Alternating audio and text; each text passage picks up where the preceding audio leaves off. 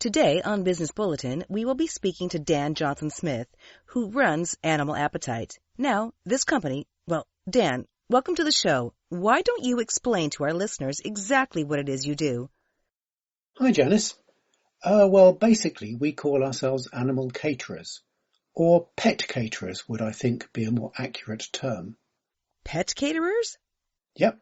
We prepare high-quality, nutritious food for people's pets, and we've been doing so with increasing success for about 2 years.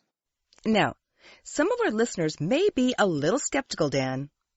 I was too when my wife first suggested this idea to me. Does she help you with the enterprise? Yes, it's a two-person operation. My wife, Carol, she deals with the food side of things, ensuring that our products meet the highest standards of nutrition and, very importantly, I feel, making sure each of our products is suitable for the animal it is intended for. Too many companies have a business model based on mass production being the most cost-effective, but we individually cater our food products for different animals. So, you have meat for the dogs, fish for the cats, nuts and seeds for the parrots? Oh, we go way beyond that, Janice. When we say individually cater, we mean exactly what we say. Different breeds of dog have different nutritional requirements, and we do our best to meet those requirements. A Labrador will prosper and grow healthy on food which is slightly different to that which you feed a poodle, for example. Oh, I never realized. Yeah, it's true. And not only that, but we go through an extensive consultation period with each of our customers when they first get in touch with us. We deal with over 40 different types of animal at Animal Appetite. A particular dog may have a history of being overweight, or have heart problems, or be diabetic, or may have an allergy to certain products. Are cats and dogs allergic to food? Oh, for sure they are.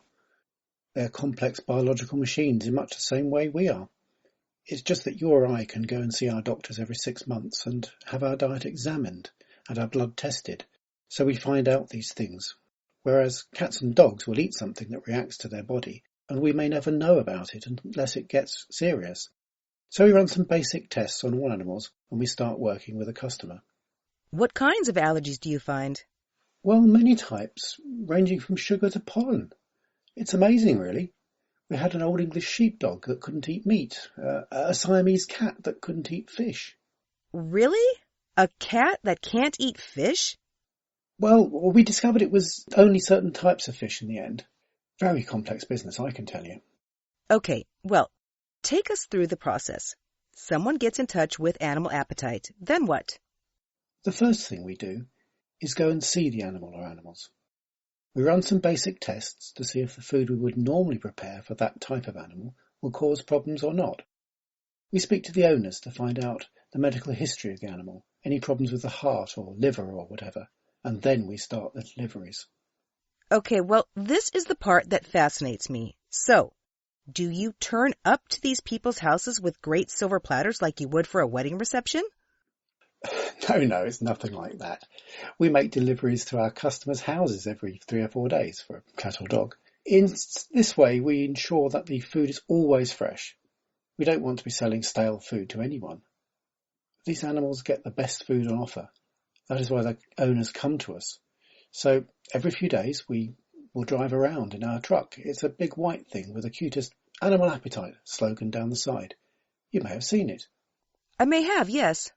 And we don't have a silver platter. It's usually a picnic-type hamper, come to think of it. You don't bring the cutlery and crockery too, do you? No, the owners will use their usual bowls and things for their own pets. We only bring the food. Okay, now, before you mentioned that you have over 40 types of animals on the books at Animal Appetite, did you mean breeds of cats and dogs? Oh, no. I mean, it's true that cats and dogs do make up around 60% of our income. But the other 40% is a veritable Noah's Ark of other creatures, both great and small. For example? Where to start? We have a couple of goats, a badger, an otter, a few horses and donkeys. And then we have a lot of smaller animals such as parrots, pigeons, hamsters, lizards, and, the list goes on. I'm thinking of opening a zoo. Wow, that's a lot of animals. I can't believe people are keeping horses and goats in the city, though. You'd be surprised. Well, it's true a lot of the larger animals are out of town on larger plots of land, but you would be surprised to see what some people have right here under your nose in the city. Now, Dan, you said that Animal Appetite had been going for some 2 years or more. Where did you get the idea from, and how hard was it to bring it to fruition? My wife Carol had the idea when we were looking after these 6 husky dogs for a friend of mine who was away on vacation. He was actually in Alaska with his wife and kids, and the irony was not lost on me. There I was with his pack of huskies, and he was in the snow and ice of Alaska. Anyway, the job was a lot more involved than I thought, and a lot harder than my good friend had made out. We spent a very intense 2 weeks with those dogs, and I couldn't believe how careful you had to be with pedigree dogs like that, and of course not only with pedigrees. And you were bitten by the bug, so to speak. Yeah, it was hard work, but most enjoyable, and I just got to think about how many animals were being fed poorly. And you know what they say?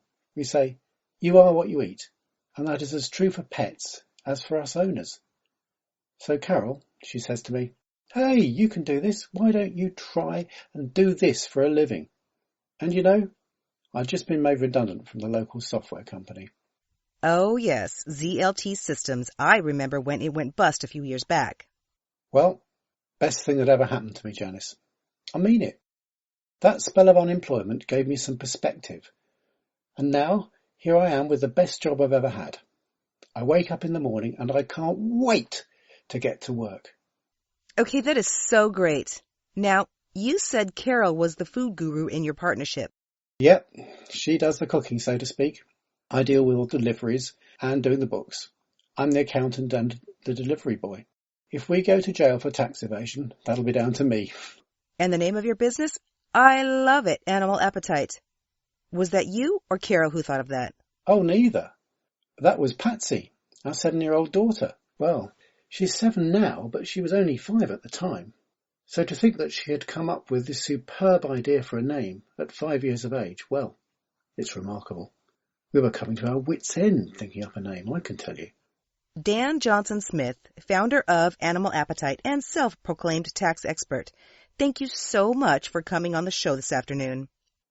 It's been great talking to you and your listeners.